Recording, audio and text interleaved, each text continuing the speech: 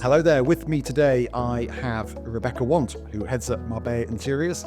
And we've got a very good relationship with Marbella Interiors. We've used, that's not the right word. We've worked with Rebecca for many, many years. A lot of our clients at Cloud9 Spain end up buying their furniture through Marbella Interiors. Marbella Interiors does everything from start to finish.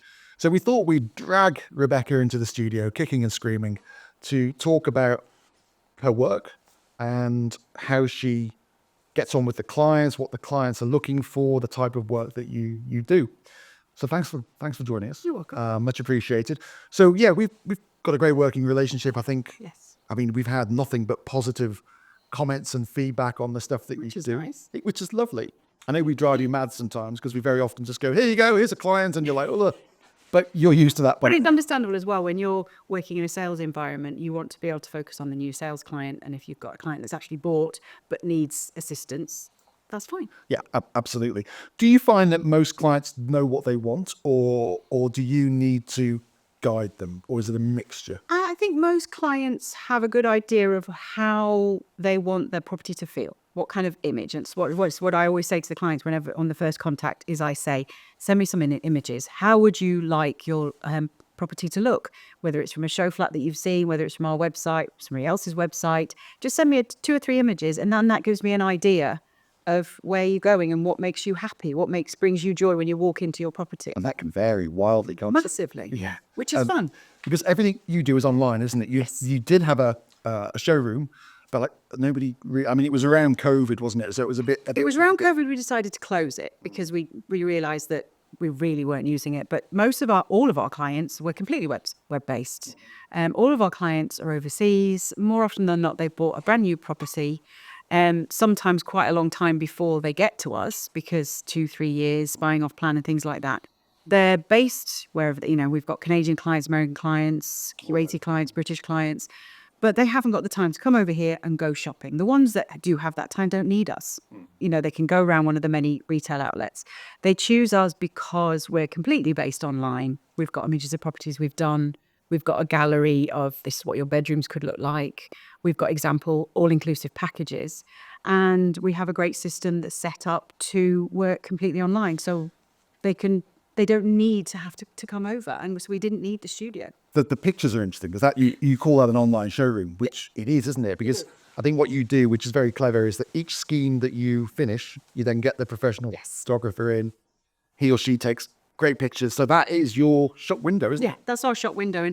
And also something we discovered, we had a small studio where we'd occasionally meet clients. More often than not, I don't meet the clients till everything's done. And they arrive and we give them the key and the property's all done. But you can never have, unless you're a massive, massive retail outlet like Corte Inglés, you can never have one of everything. You can never show, and one of the things that we like to do is work with as many manufacturers as possible to give a wide choice and a wide price basis. So it's better to have it all online and people can see what's on offer. Okay, so if I'm a new client and I'm thinking, crikey, I need to furnish my home, I would start by obviously making contact with you. I would go on to maybe the online showroom or you would point me in that direction. I would maybe pick out things, 5 or 10 images that I like. This is my favourite bedroom. This is my Yeah, it's all done in rooms. I like this coffee table, that kind of thing. And then also you do have packages, don't you? But Yes. You told me earlier before we came on air that no one ever buys a package. They will never buy. They buy a package from the concept that we do everything. So the package is that they'll have everything. But the set packages we've got, no one's ever just gone for the set package because that's what's nice. Is one of the reasons that we set up the company is I felt that people either had the interior design option where you could sit and choose everything, or you had the all-inclusive package. But that's what you got. Whereas what is nice to have, I like the coffee table from that package. I like that lamp. I like that. It's nice, even if your budget isn't 125,000 for an interior designer, it's still quite nice to choose which lamp you want or maybe have a different rug. And that you don't walk into your apartment and it's the same as the one next door because they also bought their package from the same shop. It's your package. It's your interior. Yeah, and I've walked into apartments before, thought, oh, this is an Imperial, this is a Muebles Benitez. And they're great at what they do. Yeah. But I think with yours, there's a lot more thought behind it, isn't there? And you've always said that you view Marbella Interiors as kind of that bridge between... It's an in-between. Yeah, somebody who would love to have an interior designer kind of advising them and helping them, but hasn't really got the budget for that. Because once you get into that design world, Exactly. It's very expensive. And also you lose a lot of control as a client because it's the interior design world is guided by what's in fashion. Yeah. And what you should be doing now. Whereas a lot of the time, what we want in our house isn't necessarily what's in fashion, or it isn't necessarily the high-end design, but you do want to have the choice in it. So sometimes you lose a little bit control when you go into the very high-end interior design, which, I mean, they're amazingly talented people who do amazing things, but it's not necessarily your house. So someone will you had so-and-so do your house. Isn't it stunning? Whereas what I like to do, and as I say, it's a very specific client that I have that wants that sort of service, that they've got the help of an interior designer. They've got the help of where do we get this, what looks good, what fits in the space. But somebody will come to visit and go, oh, it's so you. I like that. Yeah, I know you like that colour. And I think that's important. It's your home. It is. Okay, so if I miss the client again, Yeah. I've gone on, I've picked out a few things. We then start the backwards and forwards. Yeah. You would send me a proposal. Yeah, what I do is I ask for some images. I usually ask for a floor plan if possible, although they're very much a guide because, I've got to get in there. I've got to get in there. And I will put together a first draft proposal. And I always say, this is a first draft. Throw it back at me and say, all terrible, start again. You can say, really like these aspects. Let's change this. Let's change that. Or it's let's spend a bit more money. Let's spend a bit less money. Yeah. So and then it's a process that we work backwards and forwards until everything is what you're looking for. And then we start ordering. And you have a great system on your quoting platform that you can put like 2 or 3 alternatives for a sideboard, and the client can pick the one they want, and it automatically adjusts the price. It automatically adjusts the price. Which is great. So you can put some options in. Yeah, so it's a package price, but everything's priced individually, so you can see where the money's being spent. And, quite often people will send me an image of a house, and I know that's a house that somebody spent maybe up away and above what this person wants to spend in the budget. So I will maybe put that sideboard in, but I'll put a cheaper option, which is just as nice, but not from maybe a high-end designer store. It's maybe a copy of, it's maybe imported. And it gives you that option. Do I want the sideboard, or do I want the one that's similar to the sideboard? It's very clever what you do, because I went into a scheme recently where you'd put an iShelf sofa, which is expensive. Yes. It is expensive. But what you'd done is you'd accessorized it with quite basic stuff, really, in terms of price. But it just fitted in because the sofa was the thing that was singing. Yeah. Well, I think's good to do. I say we work with manufacturers sort of iShops, but then I also work with Spanish sofa manufacturers, which make a great product for a really good price. And they can almost sometimes copy. Oh, absolutely. I mean, that's what they design, do. They bring their catalogues out every year and whatever's in fashion with the designs and things like that. And you get to choose your fabrics because they're being made locally. But I think spend money on your beds, on your sofa, on your statement items, which are going to get the wear and tear. Yeah. And then spend a little bit less on the second bedroom, your side tables, things like that. And that's where you can get that balance. And you've got, God, I'm going to say decades. Is that awful? That I am experience. And I did start young. It's say to that 5. No, but you've got decades of experience, so you know the way it works with real estate agents. You know the demands that they're put under. You also understand clients coming to you saying, "I need some furniture and I need it next week," and it's like, so you are always acutely aware of which suppliers have stock, which ones need 4 to 6 weeks, so you can sometimes just manipulate the whole thing. Absolutely. And I actually started in real estate and then moved into the interiors. Right. So I have an understanding of how the process works. And quite often I'll explain details to clients because, like I say, sometimes they bought a long time ago. And then the completion process, things like, so the issue I've got in a minute with a couple of clients is that it takes 3 weeks after completion for your water electricity to be connected. You can't move into a property the day you sign.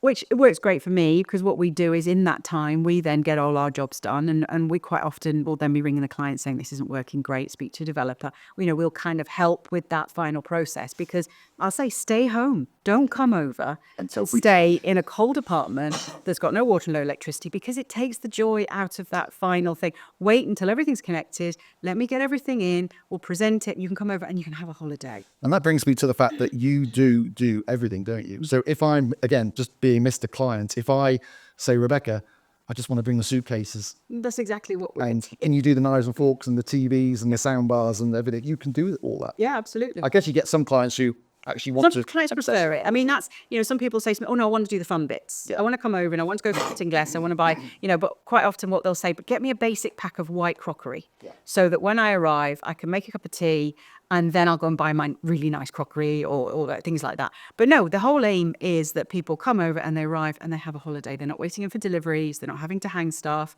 It's all done. Fabulous. And in terms of any trends, I know we're not like super trendy or anything like that, but in terms of things, You're saying I'm not trending. things to look out for this year, are there any particular like Pantone colours? You know, there's always like a Pantone colour of the year. Isn't There is, and it's kind of a terracotta-y orangey this year, which kind of goes with here, Brett. They're terracotta because we have gone through so many years of grey and white. Grey, yeah. And the chrome and the grey. You go to England, it's still grey and white. It's still grey and white. Yeah. I mean, here in the last year or so, we moved more into a bit more wood, old gold. We moved away from the chrome, but also mixing the two together, and I think that's nice to do. Yeah. But it's going a bit more rustic now.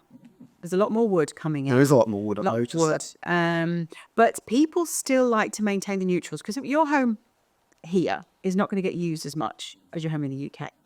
So your furniture is going to last a fair few years. You don't want to be, you're not going to be changing it. So what's always quite nice is to stick with the neutrals for your headboards and your sofas, your major items, and then we'll jazz it up with rugs or cushions if you want to bring the colour in there, because then that's something that's easy to change. It is, isn't it? You know, if you go for a bright blue sofa, after a few years, you might be going, I'm really sick of seeing that sofa.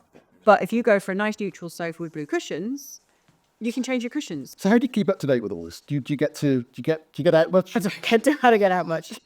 Well, I mean, obviously I follow all the kind of the magazines and things like that with the fashions and stuff like that, the interiors magazines, but also I like to go to trade shows. There's 2 trade shows. There's one in Madrid and one in Valencia. The one in Madrid tends to be decoration. And then the one in Valencia tends to be furniture manufacturers. So they're both good. And it's quite nice because when you do work online, you're not interacting necessarily with shops or with other designers and things like that. So it is quite nice to get there and talk to the rep, see what's going on, and it kind of inspires you for Fabulous. the next 6 months. Just before we finish, Darren, my colleague, he went to one of your schemes yesterday, I think it was, because it's now for sale again in Riverside in Ben Abbey's. Oh yeah, And was super impressed. we did 5 or 6 apartments on that development. Wow. All by recommendation from the clients. He was amazing. And the clients who were thinking of buying it, who might still buy it, they walked in and went, wow, this is fabulous and exactly what we want. So A, it stood the test of time because I think it's about 44 years old, maybe. Yeah.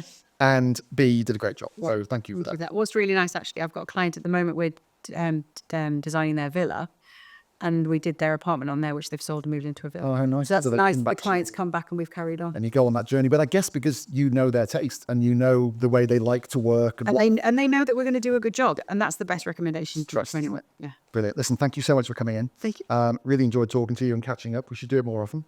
And anyway, that's Rebecca from Marbella Interiors. If you have any questions or you'd like to make contact with her, she'd be delighted to help. Maybe not, but I'm sure she would. Her details probably are on the foot of this video. So until next time, from Rebecca and I, take care.